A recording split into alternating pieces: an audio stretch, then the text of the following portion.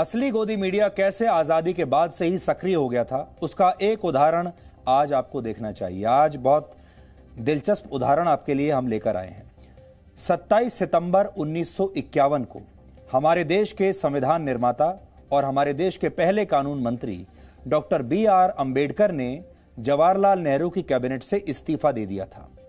लेकिन 10 अक्टूबर 1951 को उन्होंने अपना इस्तीफा संसद में पढ़कर सुनाने का फैसला किया, क्योंकि वो नहीं चाहते थे कि जब उनके इस्तीफे की खबर अखबारों में छपे अगले दिन तो उसके कारणों को अखबार अपने ढंग से परिभाषित करें, अपने ढंग से उसका विश्लेषण करें। उनका कहना था कि अगर कोई मंत्री बिना अपना वक्तव्य दिए अपना पद छोड़ देता है तो उससे लोगों को लगता है कि जरूर इस मंत्री ने कुछ गलत काम किया होगा। अब मैं आपको B.R. अंबेडकर का वो भाषण का एक अंश पढ़कर सुनाना चाहता हूं। उन्होंने क्या लिखा था? उन्होंने लिखा था, We have our newspapers. They have their age-old bias in favor of some and against others. Their judgments are seldom based on merits. देखिए, यहां भी वो लिख रहे हैं अखबारों के बारे में, Their judgments are seldom based on merits. Whenever they find an empty space, they are prone to fill the vacuum by supplying grounds for resignation, which are not the real grounds, but which put those whom they favor in a better light and those not in their favor in a bad light. यानी It is for these reasons that I decided to make a statement before going out. दूसरे शब्दों में वो ये कह रहे हैं कि उन्हें उस समय के मीडिया पर भरोसा नहीं था। आप गौर करेंगे तो आज भी ऐसा ही हो रहा है। अंबेडकर कहते हैं कि उन्हें अखबारों में जो विश्लेषण छपेगा अगले दिन वो मेरिट्स के आधार पर नहीं होगा, वो इस बात के आधार पर होगा कि ये जो मीडिया है ये किसके पक्ष में है और किसके विपक्ष में है। और तब भी उन्हें इस बात की आशंका थी डॉक्टर अंबेडकर को कि देश का मीडिया सरकार का साथ देगा, यानी नेहरू का साथ देगा, नेहरू की सरकार का साथ देगा। क्योंकि उन्होंने इस्तीफा दे दिया, देश का मीडिया उनका साथ नहीं देगा और उनकी जरूर बदनामी करेगा। यह डर था डॉक्टर B.R. अंबेडकर को जब उन्होंने अपना इस्तीफा दिया। और यह बात आज की नहीं है, यह बात 2020 की नहीं है, यह बात है 1951 की। यानी ये सब 1951 से ही चल रहा है, 1950 से 1947 से चल रहा है। आजादी के बाद 70 वर्षों तक गोदी मीडिया के इस इकोसिस्टम ने आखिर काम किया कैसे? इसे समझने के लिए आप इस डायग्राम को देखिए, खास तौर पर आपके लिए बनाकर लाए हैं आज। गोदी विचारधारा का इकोसिस्टम 4 स्तंभों पर टिका हुआ है।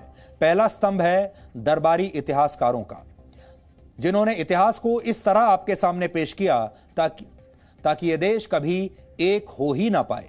दूसरा स्तंभ है स्कूल और कॉलेजों में पढ़ाई जाने वाली पुस्तकों का, टेक्स्ट बुक्स का।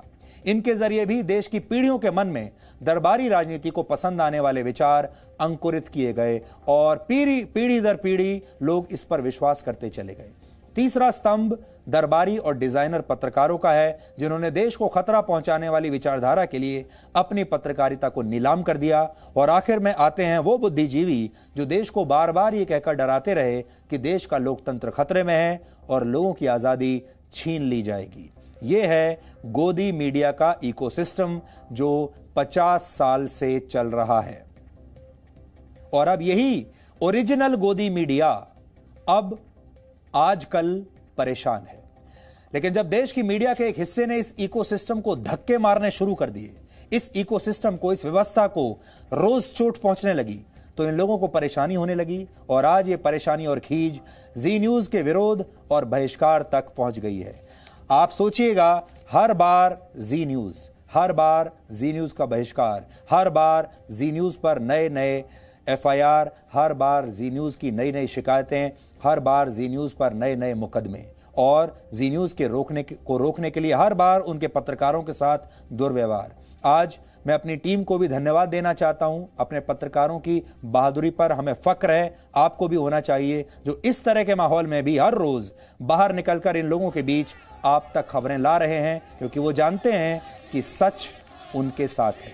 ये बात आप सबको बतानी बहुत जरूरी थी, क्योंकि देश भर को आजकल अलग अलग तरीके की बातें बताकर बहकाया जा रहा है। इसलिए आपके लिए सच जानना बहुत ज़रूरी है।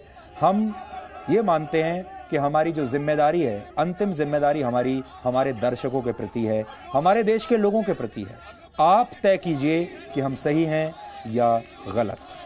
Presenting B News app available on Google Play and App Store. Download it now.